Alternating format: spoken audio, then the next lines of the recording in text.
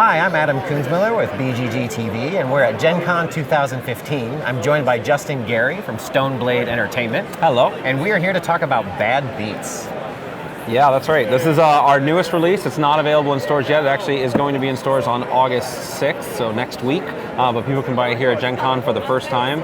And it's actually this is a 5-year anniversary for me. I launched my other game, Ascension, here at this show exactly 5 years ago. Nice. We now have our 8th expansion, Dawn of Champions, out here at the show. Wow. And so that's been amazing and a huge success and kind of built our company. And now this is our first new board game that we've done, our card game we've done. And it's a lot of fun. It's been a big hit so far. Cool. I know I've seen this giant puppet beet walking around. Yes, we have a giant inflatable beet that's walking around the show. People love it. You can kind of see the artwork and the style is meant to be much more appealing to general audiences, families, kids, your non-gamer friends that you can kind of lure into the gaming world. So before we started, you'd mentioned that this was a mix of Love Letter and Coup. That's right. That's right. So how do we combine Love Letter and Coup? Excellent. Let me explain. So basically, I've loved the concept of microgames since I played Love Letter, and the idea of like something that I can play in like 5 to 15 minutes, and if I want to play longer, I can play a series of games. Sure. It's just such a great thing for, we're all really busy, and sometimes, you want to do something quick, maybe before you get into your 9-hour marathon game or whatever. Right. So this is a really great thing, and like I said, it's good for bringing in a lot of people.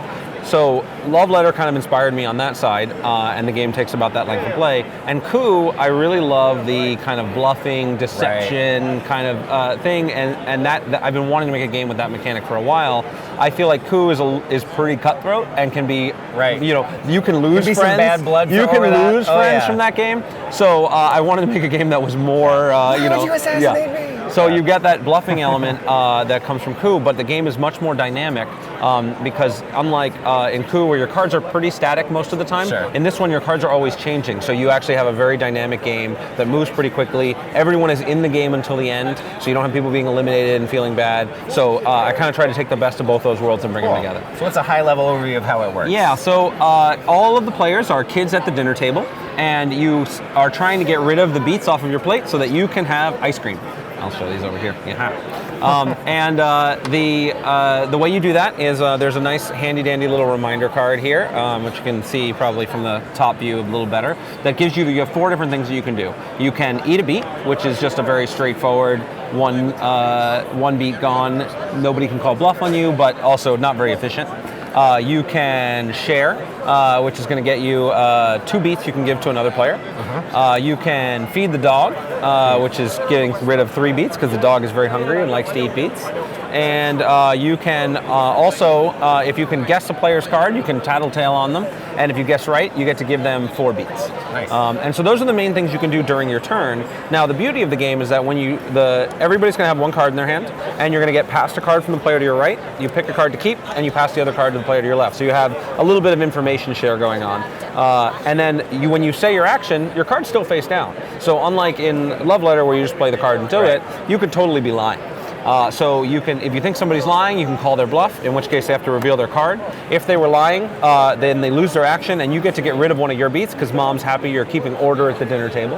But if they were telling the truth, then you have to take an extra beet because mom's not happy that you were the one that was lying. So that's kind of the main functions of the game, and it really gets a lot of extra depth from when you know the right players out there, when you know which card you pass them, they're going to try to bluff based on that. There's also 2 reactive cards that work on your opponent's turn. So they are Copycat, which is if anybody feeds the dog, then of course you can use Copycat. Right. You basically immediately reveal it and then get rid of 2 beets. So it's really good if you can kind of bluff and hold that card in your hand and then get it off. And then my personal favorite card, both in name and function, is Nuh-uh. Nuh-uh. So Nuh-uh only works if you can trick somebody into tattletaling on you.